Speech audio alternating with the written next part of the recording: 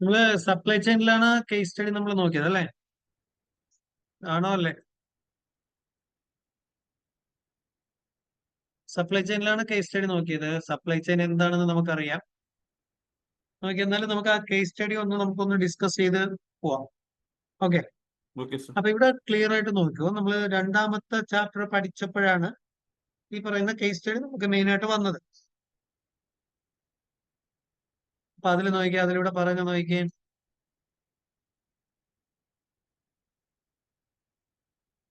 Whirlpool is one of the കുറച്ചൊരു join ആവുന്നുണ്ട്.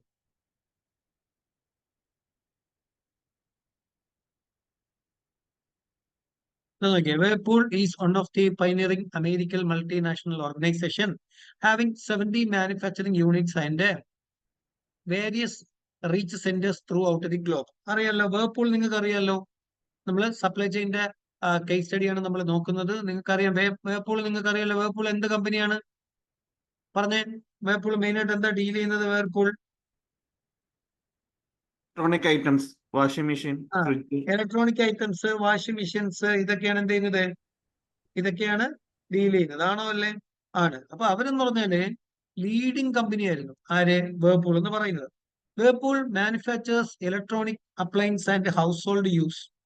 It is listed is the Fortune top 500 companies with an annual revenue of approximately 19 billion. അല്ലേ? ഇത് എന്ത് ചെയ്തിട്ടുണ്ട്? Whirlpool എന്ത് ചെയ്തിട്ടുണ്ട്? ലിസ്റ്റ് ചെയ്തിട്ടുണ്ട്. ടോപ്പ് 500 കമ്പനികളിലെ വേർപൂളിനെ എന്ത് ചെയ്തിട്ടുണ്ട്? ലിസ്റ്റ് ചെയ്തിട്ടുണ്ട് എന്നാണ് എന്ത് ചെയ്യുന്നത് ഇവിടെ പറയുന്നത്. അത്രയും വലിയൊരു കമ്പനി എന്നാണ് ഇവിടെ ഉദ്ദേശിക്കുന്നത്. However, in 2000, the performance level of Whirlpool tumbled against its regular standard. നോക്കിക്കോ. പക്ഷെ ഒരു 2000 വർഷത്തോളം അല്ലെങ്കിൽ 2000 ആണ്ടോടെ ആയപ്പോഴും ഈ വേർപൂളിന് അവരുടെ റെഗുലർ സ്റ്റാൻഡേർഡിൽ നിന്നും കുറച്ച് താഴോട്ട് പോകേണ്ടി വന്നു. അല്ലേ? The current supply chain network proved incapable to meet satisfactory level. അല്ലെ? നിലവിലുള്ള അവരുടെ സപ്ലൈ ചെയിൻ എന്താണ്? ഇൻകാപ്പബിൾ എന്ന് പറഞ്ഞാൽ നിലവിലുള്ള കസ്റ്റമറിന്റെ ഡിമാൻഡ് മീറ്റ് ചെയ്യാനും സപ്ലൈ മീറ്റ് ചെയ്യാനും അവർക്ക് എന്ത് ചെയ്യുന്നില്ല? പറ്റുന്നില്ല. അവരുടെ സപ്ലൈ ചെയിൻ നെറ്റ്വർക്ക് ഫെയിലുവർ ആയി പോയി എന്നാണ് എന്ത് ചെയ്യുന്നത് ഇവിടെ പറയുന്നത്. There were many variations in the inventory level, material handling and finished product quality that Whirlpool offers was degrading. നോക്കിയേ, അവരുടെ എന്താണ്?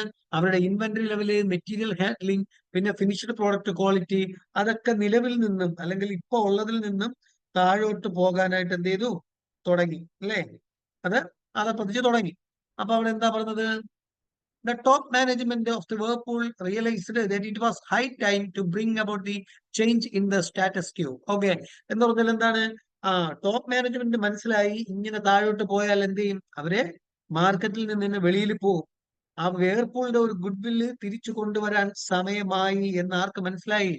ടോപ്പ് ലെവൽ മാനേജേഴ്സിന് മനസ്സിലായി. പിന്നെ അടുത്ത് ഇവിടെ എന്താ പറയുന്നത്?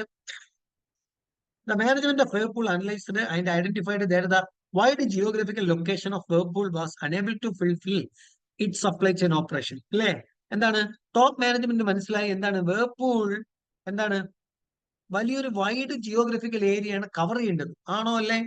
തീർച്ചയായിട്ടും. അപ്പോ ഈ എല്ലാ സപ്ലൈ ചെയിൻ അല്ലെങ്കിൽ എല്ലാ ഡിമാൻഡിനെയും സാറ്റിസ്ഫൈ ചെയ്യണമെങ്കിൽ കുറച്ചുകൂടി എഫിഷ്യന്റ് ആയിട്ടുള്ള ഒരു സപ്ലൈ ചെയിൻ ആവശ്യമാണ്. കാരണം വേർപൂളിന് വൈഡ് ജിയോഗ്രഫിക്കൽ ഏരിയയാണ് എന്ത് ചെയ്യുന്നുള്ളത്? നിലവിലുള്ളത്. അപ്പൊ Whirlpool supply chain management and IT department initiated in the task of solving supply. അപ്പൊ എന്ത് ചെയ്യുന്നു? വേർപൂളിന്റെ സപ്ലൈ ചെയിൻ മാനേജ്മെന്റ് ഡിപ്പാർട്ട്മെന്റും IT ഡിപ്പാർട്ട്മെന്റും എന്ത് ചെയ്തു? പരസ്പരം ആലോചിച്ചൊരു തീരുമാനത്തിലെത്തി എങ്ങനെയെങ്കിലും ഈ പ്രോബ്ലം സോൾവ് ചെയ്തേ പറ്റൂ. വേർപൂളിന്റെ ഗുഡ് വില്ല് തിരിച്ചു കൊണ്ടുവന്നേ പറ്റൂ. പിന്നെ അടുത്ത് എന്താ പറയണത്? ഇവിടെ പറയുന്നുണ്ട്, Whirlpool introduced logistics management in it system. Whirlpool എന്ത് ചെയ്തു? നിലവിലുള്ള സപ്ലൈ ചെയിൻ മാനേജ്മെന്റിലെ ഏതിനെ ഇൻട്രൊഡ്യൂസ് ചെയ്തു? ലോജിസ്റ്റിക്സ് മാനേജ്മെന്റിനെ കൂടി ഇൻട്രൊഡ്യൂസ് ചെയ്തു. The problem that were troubling Whirlpool, such as a material handling, packaging issue, and transport, were dealt with by logistics. അല്ലേ? നിലവിൽ വേർപൂൾ ഫേസ് ചെയ്തുകൊണ്ടിരുന്ന മെറ്റീരിയൽ ഹാൻഡ്ലിംഗ് പ്രോബ്ലം, പിന്നെ അടുത്ത് എന്താണ്? പാക്കേജിങ് ഇഷ്യൂ, പിന്നെന്താണ്? ബാക്കി ഇങ്ങനെ ട്രാൻസ്പോർട്ടേഷന്റെ ഇഷ്യൂസ്, ഇതെല്ലാം വേർപൂൾ എന്ത് ചെയ്തു? ലോജിസ്റ്റിക്സ് കൊണ്ട് സോൾവ് ചെയ്തു. അല്ലേ? efficient material handling and packaging ensured that the product do not lose their quality in transit. നോക്കിയേ എന്ന് പറഞ്ഞാൽ എന്താണ്, പ്രോഡക്റ്റിന്റെ ക്വാളിറ്റിയിൽ ഒരു മാറ്റവും വരാതെ തന്നെ ലോജിസ്റ്റിക്സ് ആക്ടിവിറ്റിയും സപ്ലൈ ചെയിനും കൂടി ചേർന്ന് വേർപൂളിനെ എന്ത് ചെയ്തു, എഫിഷ്യന്റ് ആക്കി. മനസ്സിലായില്ലേ? ലോജിസ്റ്റിക്സിന്റെ ട്രാൻസ്പോർട്ടേഷൻ സിസ്റ്റം എന്ത് ചെയ്തു, കൃത്യസമയത്ത് ഡിസൈഡ് ലൊക്കേഷനിൽ സാധനങ്ങളൊക്കെ എത്തിക്കാൻ വേർപൂളിനെ സഹായിച്ചു. ഓക്കെ, പിന്നെന്താണ് പറയുന്നത്, after A span of 4 months, 4 മാസങ്ങൾക്ക് ശേഷം, അതായത് വേർപൂളിന്റെ സപ്ലൈ ചെയിൻ സിസ്റ്റത്തിൽ ലോജിസ്റ്റിക്സിനെ ഇംപ്ലിമെന്റ് ചെയ്തതിന് ശേഷം 4 മാസം കഴിഞ്ഞ് വേർപൂളിന് മനസ്സിലായി, Whirlpool realised that the supply issues came down considerably and the inventory system improved. Supply issue പൂർണ്ണമായിട്ടും കുറഞ്ഞു, ഇൻവെന്ററി സിസ്റ്റം എന്ത് ചെയ്തു, ഇംപ്രൂവ് ചെയ്തു. മനസ്സിലായോ? പിന്നെന്താണ്, the material handling was streamlined and there were no anomalies in the system. The customer demand was also being fulfilled on time. നോക്കിയേ, എന്താണ്, കസ്റ്റമറിന്റെ demand എന്ത് ചെയ്യാൻ പറ്റി, നമുക്ക് കൃത്യസമയത്ത് ഫുൾഫില്ല് ചെയ്യാനും പറ്റി. ഇത് നമ്മൾ ഇപ്പൊ പഠിച്ചത് വേർപൂൾ എന്ത് ചെയ്യുന്നു, വേർപൂൾ എന്ന് പറയുന്ന ഒരു ലാർജസ്റ്റ് കമ്പനി. ആ കമ്പനിക്ക് നല്ല ഗുഡ് വിൽ ഉണ്ടായിരുന്നു, നല്ല കസ്റ്റമറൊക്കെ ഉണ്ടായിരുന്നു. പക്ഷെ 2000 വർഷം ആയപ്പം എന്താണ്, അവർക്ക് എന്ത് ചെയ്തു, അല്ലെങ്കിൽ 2000 ആയപ്പോ അവർക്ക് എന്ത് ചെയ്തു, അവരുടെ ഗുഡ് വില്ലൊക്കെ താഴോട്ട് വന്ന് തുടങ്ങി. ഇപ്പൊ ഇവർ ആലോചിച്ചിട്ട് അവർക്ക് എന്താണ്, നമ്മുടെ ഗുഡ് വില്ലൊക്കെ താഴോട്ട് പോകുന്നത്, കസ്റ്റമറിന്റെ ഡിമാൻഡ് ഒന്നും സാറ്റിസ്ഫൈ ചെയ്യാൻ പറ്റുന്നില്ല, പ്രോഡക്റ്റിന്റെ ക്വാളിറ്റി വളരെ മോശമായി പോകുന്നു, മെറ്റീരിയൽ ഹാൻഡ്ലിംഗ് ശരിയല്ല എന്നൊക്കെ അവർക്ക് മനസ്സിലായി. ആ സമയത്ത് വേർപൂളിന്റെ സപ്ലൈ ചെയിൻ മാനേജ്മെന്റും വേർപൂളിന്റെ IT ഡിപ്പാർട്ട്മെന്റും കൂടി ചേർന്ന് എന്ത് ഇൻട്രൊഡ്യൂസ് ചെയ്തു, ലോജിസ്റ്റിക്സ് സപ്ലൈ ചെയിനിൽ ഇൻട്രൊഡ്യൂസ് ചെയ്തു. അപ്പൊ അവിടെ എന്തുണ്ടായി, ഒരുപാട് മാറ്റങ്ങൾ ഉണ്ടായെന്നാണ് പറയുന്നത്. സോ എന്റെ ക്വസ്റ്റ്യൻ നിങ്ങൾക്ക് ഞാൻ കഴിഞ്ഞ ക്ലാസ്സിൽ ഡിസ്കസ് ചെയ്യാൻ തന്ന എന്റെ ക്വസ്റ്റ്യൻ എന്തൊക്കെയാണ്, what are the key issues in Whirlpool? എന്താണ് വേർപൂളിന്റെ കീ ഇഷ്യൂസ്? പറഞ്ഞേ, നിങ്ങൾ പറഞ്ഞേ, എന്തായിരുന്നു വേർപൂളിന്റെ കീ ഇഷ്യൂസ്? ആക്കെ പറയാം.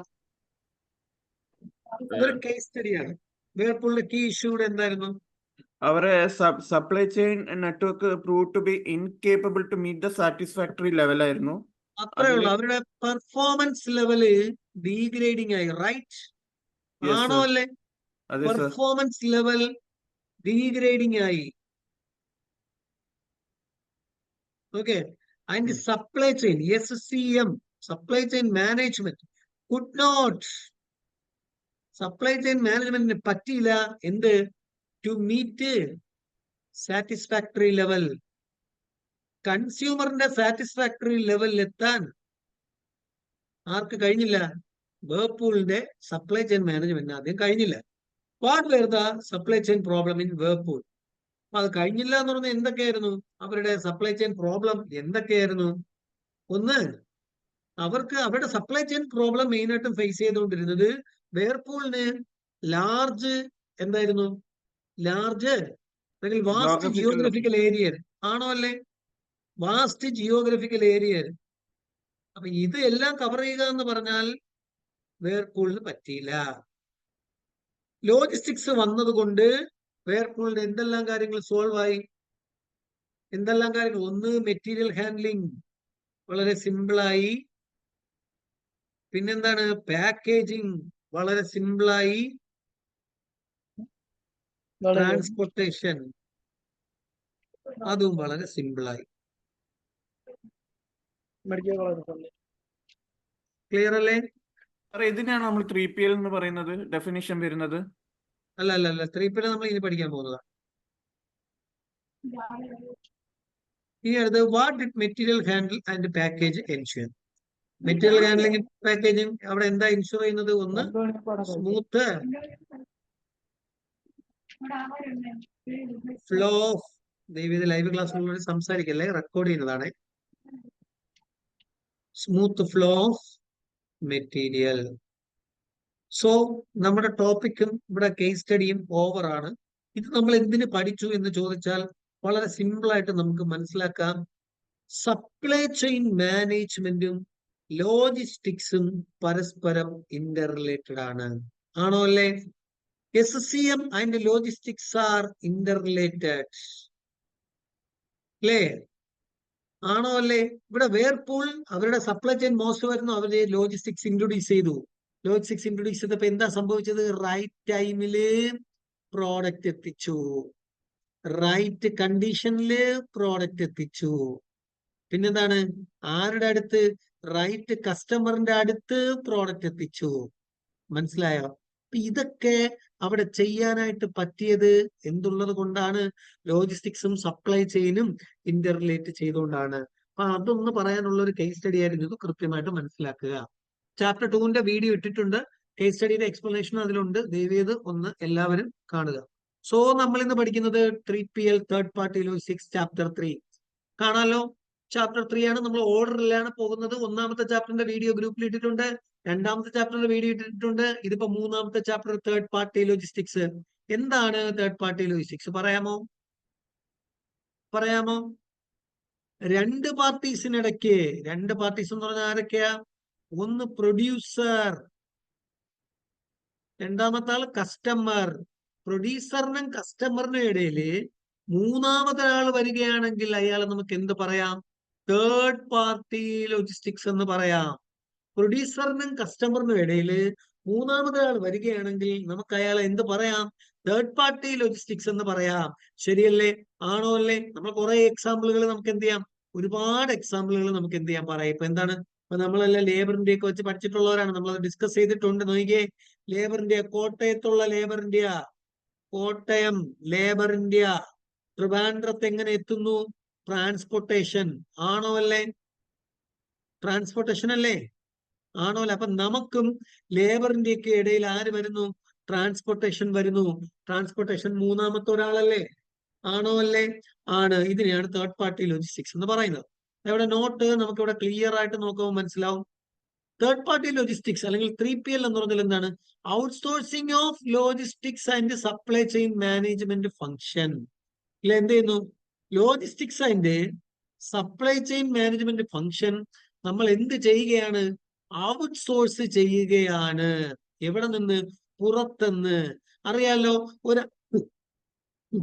ഒരു അമേരിക്കൻ കമ്പനി അല്ലേ? അമേരിക്കൻ കമ്പനി, ആ അമേരിക്കൻ കമ്പനിയുടെ വർക്കുകൾ നമ്മളെ ട്രിവാൻഡ്രത്തുള്ള ടെക്നോ പാർക്കിന് കൊടുക്കുന്ന ഔട്ട്സോഴ്സിംഗ് ആണ്. അപ്പൊ അമേരിക്കൻ കമ്പനിയും അമേരിക്കൻ കമ്പനിയുടെ കസ്റ്റമറിനും ഇടയിൽ ആര് വരുന്നു? TVM ടെക്നോ പാർക്ക് വരുന്നു. തേർഡ് പാർട്ടി ആണ്. ഇത് തന്നെയാണ് ഇവിടെയും പറയുന്നത്. ലോജിസ്റ്റിക്സ് ആക്ടിവിറ്റീസിന്റെ ഇടയിൽ മൂന്നാമതൊരാൾ വരികയാണെങ്കിൽ നമുക്ക് അതിനെ എന്ത് പറയാം? 3PL എന്ന് പറയാം. അല്ലെങ്കിൽ ലോജിസ്റ്റിക്സിന്റെ ഒരു ഫംഗ്ഷൻ മൂന്നാമതൊരാള് ചെയ്യുകയാണെങ്കിൽ അതിനെ 3PL എന്ന് പറയാം. ഇത് ഫാക്ടറി, ഇത് എന്റെ കസ്റ്റമർ, ഫാക്ടറിയിൽ നിന്നും ഗുഡ്സ് എന്റെ കസ്റ്റമറിൽ എത്തുന്നു. ഇത് 2 പാർട്ടി. ഇവിടെ ഫാക്ടറി ഉണ്ട്, എന്റെ കസ്റ്റമറും ഉണ്ട്. എന്നാൽ ഈ ഫാക്ടറിക്ക് സ്വന്തമായിട്ട് വണ്ടിയില്ല, ട്രാൻസ്പോർട്ടേഷനെ ഡിപ്പെൻഡ് ചെയ്യുന്നു മൂന്നാമതൊരാളായി. Third party logistics. സാധനം വയ്ക്കാൻ വെയർഹൗസ് വേണം, തേർഡ് പാർട്ടി ലോജിസ്റ്റിക്സ്. ആണോ അല്ലേ? പാക്കേജ് ചെയ്യണം നല്ല പോലെ, തേർഡ് പാർട്ടി ലോജിസ്റ്റിക്സ്. ആണോ അല്ലേ? ക്ലിയർ ആയോ? ഇതിനെയാണ് തേർഡ് പാർട്ടി ലോജിസ്റ്റിക്സ് എന്ന് പറയുന്നത്.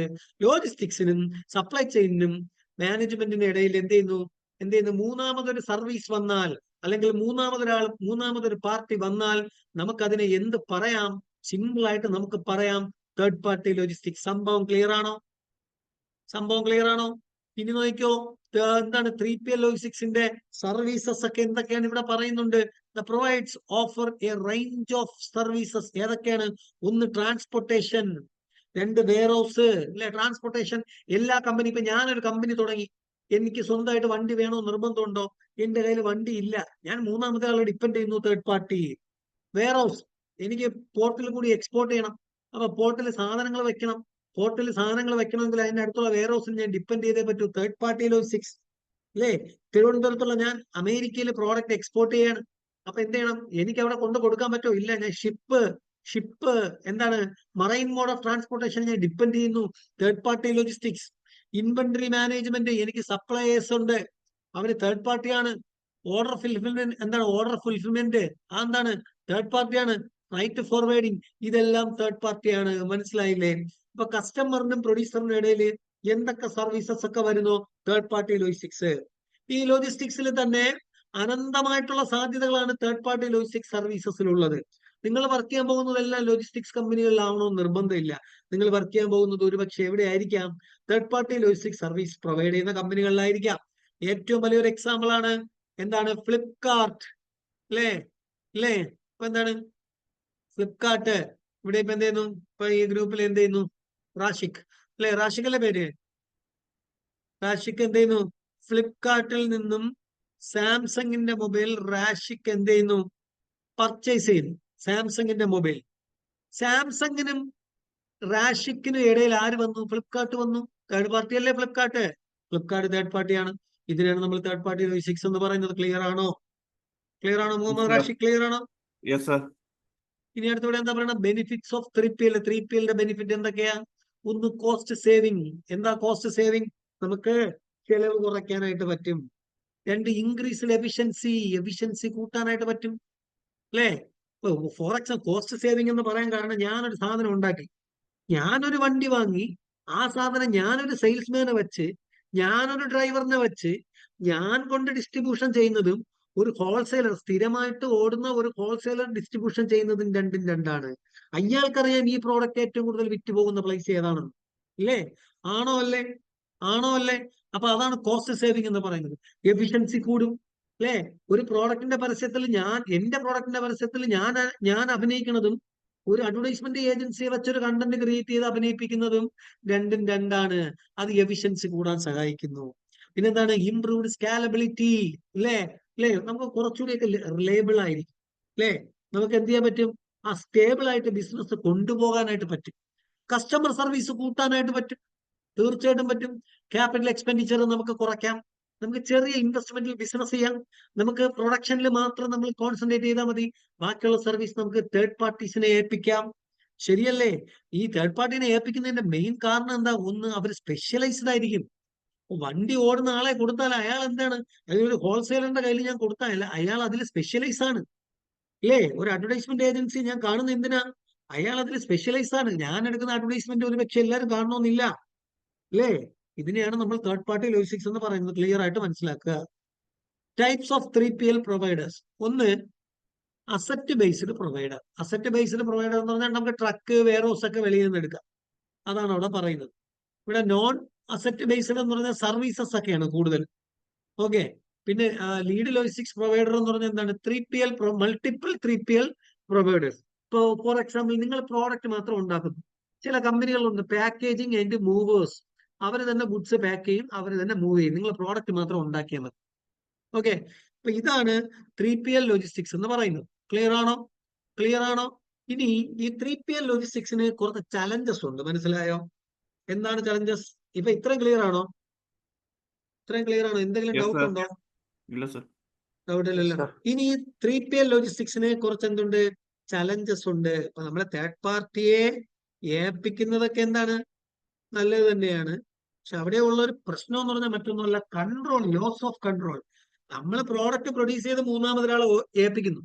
അവൻ ഇപ്പൊ ഹോൾസെയിലറിനെ സംബന്ധിച്ചിടത്തോളം അവൻ വണ്ടി ഓടണോ വേണ്ടോ തീരുമാനിക്കുന്ന അവനാണ്. അവൻ നമ്മളിന്ന് സാധനം എടുത്താല് പിന്നെ നമ്മൾ ഒന്ന് അവനടുത്തൊന്നും ചോദ്യം ചെയ്യാൻ പാടില്ല. ചിലപ്പോൾ അവൻ ഇന്ന് വണ്ടി ഓടും, തിങ്കളാഴ്ച വണ്ടി ഓടും, ചൊവ്വാഴ്ച അവൻ വണ്ടി ഓടൂല. നമുക്ക് അവനെ വിളിച്ച് ചീത്ത വിളിക്കാൻ പറ്റുമോ? ഇല്ല. പക്ഷെ അത് ഇൻഡയറക്ട്ലി നമ്മളെ പ്രോഡക്റ്റിനെ ബാധിക്കും. മനസ്സിലായോ? പിന്നെന്താണ്? Dependence on 3PL providers. നമ്മൾ അവന്മാരെ ഡിപ്പെൻഡ് ചെയ്യേണ്ടി വരും. അല്ലെ? നമ്മൾ എന്ത് ചെയ്യുന്നു? അവന്മാരെ പൂർണ്ണമായിട്ടും എന്ത് ചെയ്യണം? ഡിപ്പെൻഡ് ചെയ്യേണ്ടി വരും. അപ്പൊ അവര് പറയുന്നത് ഇപ്പൊ നിങ്ങളെ കല്യാണമൊക്കെ നിങ്ങൾക്ക് അറിഞ്ഞൂടെ? നിങ്ങളെ കല്യാണത്തിന് നിങ്ങൾ എന്ത് ചെയ്യുന്നു? നല്ല ഫോട്ടോ എടുക്കണം. നല്ല ഫോട്ടോ എടുക്കാൻ നിങ്ങളതിൽ മൊബൈലും ക്യാമറയൊക്കെ ഉണ്ടായിരിക്കും. പക്ഷെ സ്പെഷ്യലൈസേഷൻ വേണം. അതുകൊണ്ട് ഒരു 3PLനെ വെളിയിലുള്ള ഒരു സ്റ്റുഡിയോക്കാരനെ വിളിച്ചുകൊണ്ട് വരും. അല്ലേ? പിന്നെ അയാൾ പറയുന്ന പോലെ നമ്മൾ കഴുത്തൊക്കെ വയ്ക്കണം. അയാൾ പറയുന്ന ആളുകൾ വെച്ച് നമ്മൾ ഫോട്ടോ എടുക്കണം. ഇല്ലേ? ആണോ അല്ലേ? അയാൾ തെക്കോട് തിരിഞ്ഞ് വടക്കോട് നോക്കാൻ പറയും. നമുക്കത് ചെയ്തേ പറ്റൂ. കാരണം എന്താണ്? നമ്മൾ അയാളുടെ സർവീസ് എടുത്തു, ക്യാഷ് കൊടുത്തെടുത്തു. അപ്പൊ എന്താണ്? നമ്മൾ എന്ത് ചെയ്യുന്നു? ഡിപ്പെൻഡൻസ് ചെയ്യണം. മനസ്സിലായില്ലേ? അപ്പൊ അങ്ങനെ ഒരു പ്രശ്നം നമുക്ക് ഇവിടെ ഉണ്ട്. പിന്നെ അടുത്ത് ഇന്റഗ്രേഷൻ വിത്ത് എക്സിസ്റ്റിംഗ് സിസ്റ്റം. ഓക്കെ. നമുക്ക് എന്താണ്? നിലവിലുള്ള അവരുടെ സിസ്റ്റം അനുസരിച്ച് നമ്മൾ പ്രവർത്തിക്കേണ്ടി വരും. പിന്നെ സെക്യൂരിറ്റി ആൻഡ് റിസ്ക് മാനേജ്മെന്റ്. നമുക്ക് രണ്ട് രീതി പറയാം. പോസിറ്റീവായിട്ടും പറയാം, നെഗറ്റീവായിട്ടും പറയാം. Risk management. അപ്പൊ നമ്മൾ പ്രോഡക്റ്റ് അവരുടെ കയ്യിൽ കൊടുത്തു കഴിഞ്ഞാൽ നമ്മൾ റിസ്ക് പോയി. പിന്നെ മറ്റൊരു തരത്തിൽ പറഞ്ഞാൽ ഇപ്പൊ എന്റെ പ്രോഡക്റ്റിനെ കുറിച്ച് ഞാൻ പൊക്കി പറയുന്നത് പോലെ അവന്റെ പ്രോഡക്റ്റിനെ കുറിച്ച് അവൻ പൊക്കി പറയണമെന്നില്ല. അപ്പൊ എന്റെ പിള്ളയെ കുറിച്ച് ഞാനല്ലേ നല്ലത് പറയുള്ളൂ. അല്ലേ? അപ്പൊ അവൻ എന്ത് ചെയ്യും? അവന് ഏറ്റവും കൂടുതൽ ലാഭം കിട്ടുന്ന പ്രോഡക്റ്റിനെ കുറിച്ചായിരിക്കും അവൻ പൊക്കി പറയുന്നത്. നിങ്ങൾ തൊട്ടടുത്തൊരു കടയിൽ ചെന്നൊരു സോപ്പ് എന്ന് ചോദിച്ചാൽ, ഒരു സോപ്പ്, കുളിക്കുന്ന ഒരു സോപ്പ് എന്ന് ചോദിച്ചാൽ, ആ റീറ്റെയിൽ കടക്കാരൻ നിങ്ങൾക്ക് എടുത്ത് തരുന്നത് എന്താണ്? അയാൾക്ക് ഇഷ്ടപ്പെട്ട സോപ്പാണ്, നിങ്ങൾ ബ്രാൻഡ് പറഞ്ഞില്ലെങ്കിൽ. കാരണം അയാൾക്ക് എന്താണ്, അയാൾക്ക് ഏറ്റവും കൂടുതൽ കമ്മീഷൻ കിട്ടുന്നത് ഏതാണ്? അയാൾക്ക് ഒരു പ്രോഡക്റ്റിനോട് കമ്മിറ്റ്മെന്റ് ഇല്ല. ഇത് തന്നെയാണ് ഹോൾസെയിലറിന്റെ കാര്യവും. നമ്മൾ പ്രോഡക്റ്റ് എടുത്ത് കൊടുത്തു കഴിഞ്ഞാൽ പിന്നെ നമ്മുടെ പ്രോഡക്റ്റിനോട് കമ്മിറ്റ്മെന്റ് ഉണ്ടാവണമെന്നില്ല. നമ്മുടെ പ്രോഡക്റ്റിന് സെയിൽ ഉണ്ടെങ്കിൽ അയാൾക്ക് ഒരു കമ്മീഷൻ കിട്ടും. പിന്നെ അയാളുടെ വണ്ടിയിൽ സ്പേസ് കാണും, അയാൾ എല്ലാം കൊണ്ട് ഓടുന്നു, നമ്മളെ വണ്ടിയും കൊണ്ട് ഓടുന്നു, അത്രേ ഉള്ളൂ. മനസ്സിലായില്ലേ? പിന്നെ അടുത്ത് എന്താ പറയുന്നത്? Quality control and monitoring. നമുക്ക് എന്ത് ചെയ്യാൻ പറ്റില്ല, ക്വാളിറ്റി കൺട്രോളിങ്ങും മോണിറ്ററിംഗ് ഒന്നും കൃത്യമായിട്ട് നടത്താൻ പറ്റിയെന്ന് വരത്തില്ല. ഡൗട്ട് ഉണ്ടോ? ക്ലിയർ ആണോ? ക്ലിയർ ആണോ? ഇപ്പൊ നിങ്ങൾ പറയില്ലേ, നിങ്ങളെ ബൈക്ക് നിങ്ങൾ ഓടിക്കുന്നതാണ് നിങ്ങൾക്ക് ഇഷ്ടം. നിങ്ങൾക്ക് ഇപ്പൊ നിങ്ങൾ പറയില്ലേ, ഒരാൾ കൈവച്ച് വണ്ടി ഓടിച്ചാൽ അത് നല്ല കണ്ടീഷനിലിരിക്കും. കാരണം എന്താണ്? നമ്മളെ വണ്ടിയുടെ ക്വാളിറ്റി ഒക്കെ നോക്കും, അല്ലേ? നമ്മൾ ഹമ്പിലൊക്കെ നോക്കി ഇറക്കുള്ളൂ. പക്ഷെ അതുപോലെ എന്താണ് മറ്റൊരാൾ നമ്മൾ 3PL ഏൽപ്പിക്കുന്ന ഒരാൾ ചെയ്യണമെന്നില്ല. മനസ്സിലായി? അപ്പൊ ഇതൊക്കെ റിസ്ക് ആണ്. തീർച്ചയായിട്ടും ഒരുപാട് ചലഞ്ചസ് ഉണ്ട്. പക്ഷെ ഒരുപാട് ബിസിനസ്സുകാർ ഇന്ന് ബിസിനസ് ചെയ്യുന്നത് 3PL ലോജിസ്റ്റിക്സിലൂടെയാണ്. മനസ്സിലായില്ലേ? ഇപ്പൊ എനിക്ക് എബ്രോഡ് ഒരു ഡിസ്ട്രിബ്യൂട്ടറിനെ കണ്ടെത്താൻ വലിയ ബുദ്ധിമുട്ടാണ്. ഞാനപ്പോ എന്ത് ചെയ്യും? നിലവിലുള്ള ഡിസ്ട്രിബ്യൂട്ടറായിട്ട് ടൈപ്പ് ചെയ്ത് എന്ത് ചെയ്യും? ആ ബിസിനസ് നടത്തും. അയാൾ അവിടെ ഒരു തേർഡ് പാർട്ടിയാണ്. എനിക്ക് അവിടെ ചെന്ന് എന്റെ സ്റ്റാഫിനെ വെച്ച് ബിസിനസ് ചെയ്യാൻ പറ്റുമോ ഡയറക്റ്റ് ആയിട്ട്? ഇല്ല. ഞാൻ തേർഡ് പാർട്ടിയെ ഡിപ്പെൻഡ് ചെയ്തേ പറ്റൂ. മനസ്സിലായോ? അങ്ങനെ കുറെ കാര്യങ്ങളൊക്കെ ഉണ്ട്. പിന്നെ അറിയാലോ, ഫ്ലിപ്കാർട്ടൊക്കെ ഭയങ്കര 3PL ആണ്. ആമസോൺ 3PL ആണ്. സാംസങ് ഒക്കെ അവരുടെ സൈറ്റിൽ നിന്ന് സാധനങ്ങൾ വിറ്റ് പോണേക്കാളും കൂടുതലും പോണ ഫ്ലിപ്കാർട്ടിൽ നിന്നാണ്. സോ എന്താണ്, സാംസങ് എന്ത് ചെയ്യുന്നു? ഇപ്പൊ സാംസങ് പറയണ 10 മണിക്ക് പ്രോഡക്റ്റ് ഇറക്കണമെന്ന് ഫ്ലിപ്കാർട്ടിനകത്ത് പറയണം. ഫ്ലിപ്കാർട്ട് പറയാൻ പോടാ, സൗകര്യമില്ല എന്ന് പറയും. അല്ലേ? രാത്രി 12 മണിക്ക് മിഡ് നൈറ്റ് സെയിൽ എന്ന് പറഞ്ഞ് ഇറക്കും. സാംസങ് അത് സംഭവിച്ചേ പറ്റൂ. അതാണ് അതിന്റെ ഡിപ്പെൻഡബിലിറ്റി. കാരണം ഇപ്പൊ സാംസങ് ഒക്കെ ഒരു ഫോൺ ഇറക്കിയ ഫ്ലിപ്കാർട്ടിന്റെ പ്രൊമോഷനും ചെയ്യും. ഒരൊറ്റ ക്ലിക്കിൽ ഒരു 10-500 പ്രോഡക്റ്റും സെല്ലാവും. അപ്പൊ ഐഫോണിന്റെ ഒരു പുതിയ മോഡൽ വന്നാൽ അത് കയ്യിൽ വാങ്ങിച്ച നോക്കിയോ ഒന്നും ചെയ്യില്ല, നേരെ ബുക്കിംഗ് ആണ് നടക്കുന്നത്, പ്രീ ബുക്കിംഗ് സെയിൽ. കാരണം അത്ര എഫിഷ്യന്റ് ആണ് അവരുടെ 3PL. മനസ്സിലായില്ല? അപ്പൊ അതുകൊണ്ട് അവർ പറയുന്ന കാര്യങ്ങളൊക്കെ നമ്മൾ ഡിപ്പെൻഡ് ചെയ്തേ പറ്റൂ. പിന്നെ ഫ്ലിപ്കാർട്ട് ഒരുപാട് വാല്യൂ ആഡഡ് സർവീസ് ഒക്കെ ചെയ്തു തരുന്നുണ്ട്, നല്ലപോലെ പാക്ക് ചെയ്ത് തരുന്നുണ്ട്, പിന്നെ ടൈമിൽ എത്തിക്കുന്നുണ്ട്. കൺസ്യൂമർ കിങ് ആണ്. കൺസ്യൂമർ ഭയങ്കര ട്രാൻസ്പെറന്റ് ആണ്. ഫ്ലിപ്കാർട്ടിന് സാധനം വാങ്ങുമ്പോൾ ഓർഡർ എന്ന് പറഞ്ഞൊരു പച്ച ലൈറ്റ് കത്തും, അല്ലേ? അടുത്ത എന്താണ്, ഡിസ്പാച്ചർ എന്ന് പറഞ്ഞൊരു പച്ച ലൈറ്റ് കത്തും. അടുത്ത് ഡെലിവറി ചെയ്യുമ്പോൾ ഡെലിവറിക്ക് സമയമാകുമ്പോൾ ഔട്ട് ഓഫ് ഡെലിവറി എന്ന് പറഞ്ഞ പച്ച ലൈറ്റ് കത്തും. കൺസ്യൂമർ ഇത്രയും പരിഗണിക്കുന്ന ഒരു റീറ്റെയിലർ ഫ്ലിപ്കാർട്ട് ആമസോണും തന്നെയാണ്, അല്ലേ? അപ്പൊ അതുകൊണ്ട് തന്നെയാണ് അത് അത്രയും സക്സസ്ഫുൾ ആയിട്ട് നിൽക്കുന്നത്. അതൊക്കെ 3PL ആണ്, തേർഡ് പാർട്ടി ലോജിസ്റ്റിക്സ് ആണ്. ട്രെൻഡ്, നിലവിലുള്ള ട്രെൻഡ് എന്തൊക്കെയെന്നാണ് എന്ത് ചെയ്യുന്നത് ചോദിക്കുന്നത്? 3PL trend. 3PL എന്ന് പറഞ്ഞാല് ഈ ഇടക്കാലത്ത് നിന്ന് വന്നേയല്ല, മുമ്പ് തൊട്ടേ ഉള്ളത് തന്നെയാണ് 3PL എന്ന് പറഞ്ഞാല്. പക്ഷെ നമ്മളിപ്പോ അതിനൊരു പേരിട്ടെന്നേ ഉള്ളൂ. ഒന്ന്, increase in use of technology, TMS. എന്താ TMS? Transport management system. ശരിയല്ലേ? Transport management system. ഇന്നെന്താണ്, ഇന്ന് ടെക്നോളജിയുടെ യൂസോട് കൂടി നമുക്ക് നല്ല ട്രാൻസ്പോർട്ട് മാനേജ്മെന്റ് സിസ്റ്റം ഒക്കെ 3PL തരുന്നുണ്ട്. അപ്പൊ നമ്മൾ ഷിപ്പിൽ പ്രോഡക്റ്റ് വെച്ചാലും ഷിപ്പ് എവിടെ എത്തിയെന്നൊക്കെ നമുക്ക് അറിയാനായിട്ട് പറ്റും. പിന്നെ WMS, vendor management system, warehouse management system. Warehouse management system അതും നമുക്കറിയാം. നമ്മുടെ പ്രോഡക്റ്റ് എത്ര എണ്ണം വെളിയിലോട്ട് ഇറക്കി, നമ്മുടെ പ്രോഡക്റ്റ് എത്ര എണ്ണം അതിന്റെ അകത്തുണ്ടെന്നൊക്കെ നമുക്ക് എന്ത് ചെയ്യാൻ പറ്റും? അറിയാനായിട്ട് പറ്റും. പിന്നെ നിലവിലുള്ള growing demand for commerce logistics. ഇന്ന് നമ്മൾ എന്താണ്, എല്ലാവരും കൊമേഴ്സിലൂടെയാണ്. ഏത് പ്രോഡക്റ്റ് വാങ്ങണമെങ്കിലും നമ്മൾ ആദ്യം ഡിപ്പെൻഡ് ചെയ്യുന്നത് കൊമേഴ്സ് ആണ്. ഒരു B2C സെയിലാണ് നമ്മൾ കൂടുതലും എന്ത് ചെയ്യുന്നത്, ടാർഗറ്റ് ചെയ്യുന്നത്. അപ്പൊ തീർച്ചയായിട്ടും 3PL അനിവാര്യമാണ്. പിന്നെ അടുത്ത് പറയുന്നത് വാല്യൂ ആഡഡ് സർവീസസ്. അതൊക്കെ 3PL നമുക്ക് ചെയ്തു തരും. പാക്കേജിങ്, അസംബ്ലി, അതൊക്കെ എന്ത് ചെയ്യുന്നു? 3PL എന്ത് ചെയ്യും? ചെയ്തു തരും. അങ്ങനെ കുറെ ഗുണങ്ങളൊക്കെ എന്ത് ചെയ്യുന്നുണ്ട്? 3PL കൊണ്ടുണ്ട്. പിന്നെ സസ്റ്റൈനബിലിറ്റി വളരെ ഇമ്പോർട്ടന്റ് ആണ്. സ്റ്റെബിലിറ്റി, സസ്റ്റൈനബിലിറ്റി, അല്ലേ? പിന്നെ എൻവയോൺമെന്റൽ റെസ്പോൺസിബിലിറ്റി. ഇപ്പൊ നമ്മളെ സംബന്ധിച്ചിടത്തോളം നമ്മൾ പ്രോഡക്റ്റ് പ്രൊഡ്യൂസ് ചെയ്യുന്നതിലായിരിക്കും നമ്മൾ ഭയങ്കര എന്താണ് എക്സ്പേർട്ട് എന്ന് പറയുന്നത്. പക്ഷെ ഒരു തേർഡ് പാർട്ടിയെ സംബന്ധിച്ചിടത്തോളം എന്താണ്, അവരുടെ സർവീസസിലായിരിക്കും അവർ എക്സ്പേർട്ട്. അപ്പൊ അതിനെന്തായാലും സസ്റ്റൈനബിലിറ്റി കാണും. ഇപ്പൊ എന്താണ്, ഒരു റീറ്റെയിലർ ആണെങ്കിൽ അത് അയാളുടെ ലൈവ്ലിഹുഡ് ആണ്. അയാൾ ആ പ്രോഡക്റ്റ് എങ്ങനെയെങ്കിലും വിൽക്കാനേ എന്ത് ചെയ്യുള്ളൂ, നോക്കുള്ളൂ. അപ്പൊ ഇതാണ് 3PL ലോജിസ്റ്റിക്സ്. വളരെ സിമ്പിൾ ആണ്, പക്ഷെ ഒരുപാട് ആക്ടിവിറ്റീസ് 3PL ലോജിസ്റ്റിക്സുമായി ബന്ധപ്പെട്ട് വരുന്നതാണ്. നമ്മൾ ഇത്രയും പഠിച്ചത് ലോജിസ്റ്റിക്സ് നമുക്ക് മനസ്സിലായി, ഇപ്പോ സപ്ലൈ ചെയിൻ മനസ്സിലായി, പിന്നെന്താണ് 3PL ലോജിസ്റ്റിക്സ് നമുക്ക് മനസ്സിലായി. എന്തെങ്കിലും ഡൗട്ട് ഉണ്ടോ?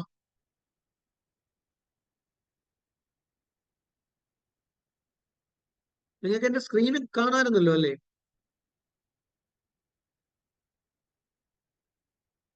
ഹലോ? ഹലോ, കേൾക്കാമോ? ഞാൻ പറയുന്നത് കേൾക്കാമോ? യെസ് സർ, കേൾക്കാം. കേൾക്കാം കേൾക്കാം. എന്റെ സ്ക്രീൻ കാണാമായിരുന്നോ നിങ്ങൾക്ക്? ഓ Yes, sir. കാണാം കാണാം. ഓക്കെ, പറഞ്ഞു. എന്തെങ്കിലും ഡൗട്ട് ഉണ്ടെങ്കിൽ ചോദിക്കാം.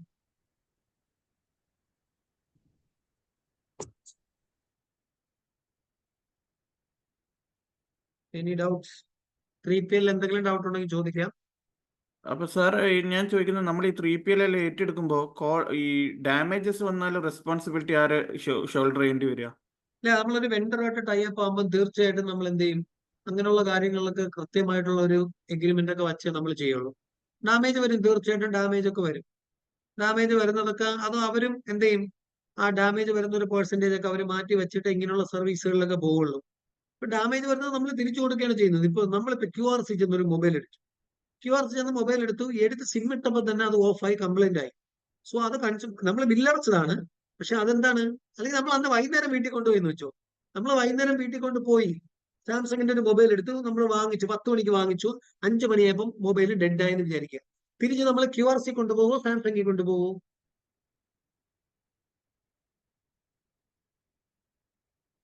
തിരിച്ച് നമ്മൾ ആ മൊബൈൽ ക്ലിയർ ചെയ്യാൻ QRC കൊണ്ടുപോകുമോ സാംസങ്ങിൽ കൊണ്ടുപോകുമോ?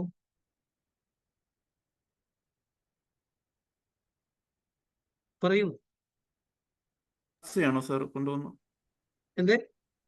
QRCയിലല്ലേ കൊണ്ടുപോവുക?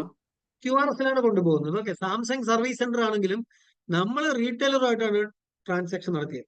നമുക്ക് 7 ദിവസം വരെ റീറ്റെയിലറിന്റെ കയ്യിൽ കൊണ്ടുകൊടുക്കുക. ആ പ്രോഡക്റ്റ് റീറ്റെയിലർ എന്താ ചെയ്യേണ്ടത്? അത് അതേപോലെ പൊതിഞ്ഞ് സാംസങ്ങിന് തിരിച്ചേൽപ്പിക്കുക. അത്രേ ഉള്ളൂ. മനസ്സിലായോ? ഈ പ്രൊഡ്യൂസറിന് ഗുഡ് ബില്ല് ഉള്ളത് പോലെ തന്നെയാണ് റീറ്റെയിലറിനും ഗുഡ് ബില്ലുണ്ട്. അവർ ഒരു മ്യൂച്വൽ ബെനിഫിറ്റും ഒരു മ്യൂച്വൽ അണ്ടർസ്റ്റാൻഡിങ്ങുമാണ് ഈ പറയുന്ന 3PL എന്ന് പറയുന്നത്. മനസ്സിലായോ? വേറെ ചോദിക്കാം. വേറെ എന്തെങ്കിലും ഡൗട്ട് ഉണ്ടെങ്കിൽ ചോദിക്കാം. അപ്പൊ ഇത് ക്ലിയർ അല്ലേ? ഞാൻ ഇതിന്റെ വീഡിയോ ഞാൻ ഗ്രൂപ്പിലിടും. അപ്പൊ ഈ 3 ക്ലാസ്സും ഒന്ന് ക്ലിയർ ആയിട്ട്, ഇതുവരെയും കാണാത്തവർ ക്ലിയർ ആയിട്ട് ഒന്ന് കണ്ടോളണം. എന്തെങ്കിലും ഡൗട്ട് ഒക്കെ ഉണ്ടെങ്കിൽ ചോദിക്കണം. ഓക്കെ, നിങ്ങൾ ലെഫ്റ്റ് ആയിക്കോളും.